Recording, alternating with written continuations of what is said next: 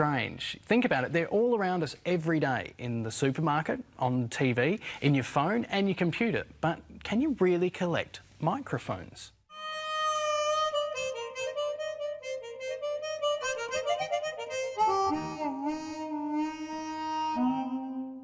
This little collection started as a result of, I play harmonica in a blues band, I've done that for years, and I could never really ever get the right microphone. And you'd always look at these artists and they'd have their microphones, and you just think, where on earth am I going to find one of those?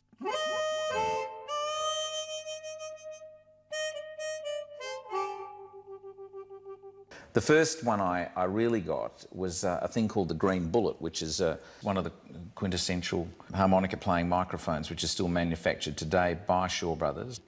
But the original ones date back to the early 40s. I started in a realisation of a childhood dream to get many of them, and of course I've started using them in my playing and connecting them to valve amps and modifying them and got right into it.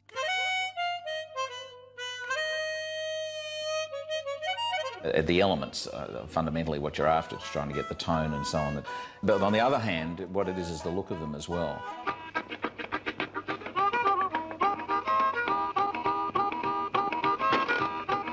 But they have a sort of character to them. They sort of look like people in a way.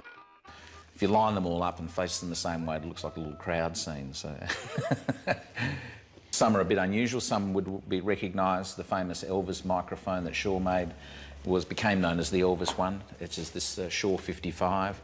Different performers would have different microphones that would make them either look good or sound good or both.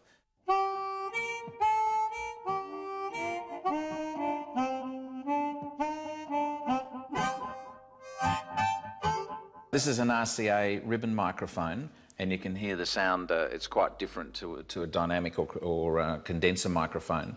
And that's the other interesting thing, is how they generate sound. It's such a simple physics thing, vibration and electromagnetic forces generating a current, but they all do it a different way.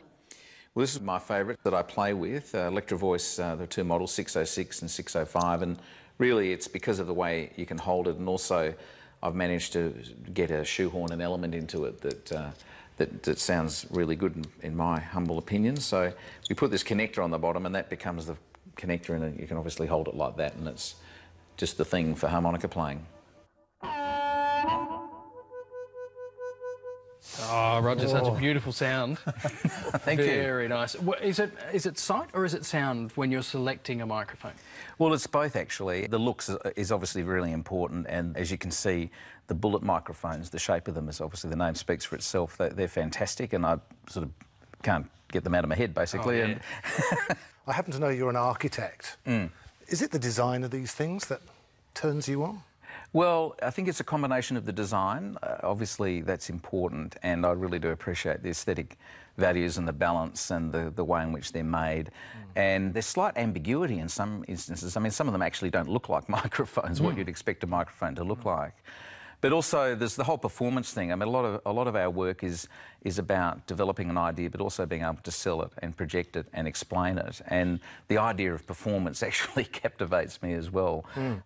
As they said, you know, you wouldn't want to get between Kerry Packer and a dollar coin, well, you wouldn't want to get between me and a microphone, basically. Or can you get a better sound or a nostalgic sound with different microphones? Well, certainly that's the case. There is a warmer sound to some of the old ribbon microphones, in particular the RCA Junior Velocity microphone, and they're a classic piece of broadcast history. You know. On the other hand, contemporary microphones, obviously, very high tech and can do all sorts of wonderful things. From my perspective, I look at them, I don't know anything about science, but I look at them and I think Art Deco. They look like 1940s. Are they? Is that where the design comes from? A lot of these have come from that time. There's some more recent ones, and a lot of them were in production up until the 70s. There was a lot of similes with aircraft design, and because the aluminium and casting technology, right. Of course, and car design, of course, at the time. And you're dealing with a period when there was a sort of wrestle between arts and crafts and the Bauhaus and modernist design movement as well. Tell us about this one. What's special about this? Well, it's an Electro Voice 605. I just really like the way in which it's cast. and the way in which it feels when you hold it, which is when you're playing, it's obviously really important to be able to cup it and get an airtight seal, essentially, when you're playing harmonica. Was that made as a harmonica mic? No, this would have been a broadcast mic. Or it would have sat on a small stand and be activated to make announcements in factories, or, you know, you can imagine taxis, companies with these little microphones on little stands and pressing a button and asking where car 54 is, or whatever. And, you know, there's someone waiting on 12th Street and Vine to be picked up So how to go did to the Kansas harmonica City. players get a hold of these? Well, I think basically what would happen is they would come to a venue and a microphone and PA system would be set up, and they would just use them, and they would get a particular tone out of them and distinctive sound, which was the amplified harmonica. So song. why is that so important? You've got something like that kind of microphone. Why is that so good?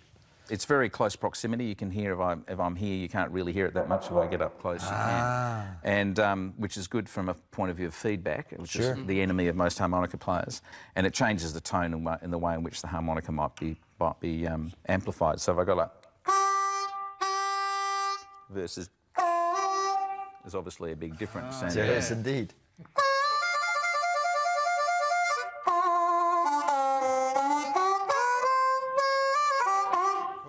I love that coming together of the two designs. They weren't designed together, but they work together. No, and what's happened is certain microphones have then carried on and been marketed as harmonica microphones because of the their applications. Look, thank you so much for bringing these in. An absolute pleasure to have them in the studio. It's a pleasure to be here. Now, you might want to, I'm not being rude, but you might want to get going fairly fast, because we're about to feature the gratuitous use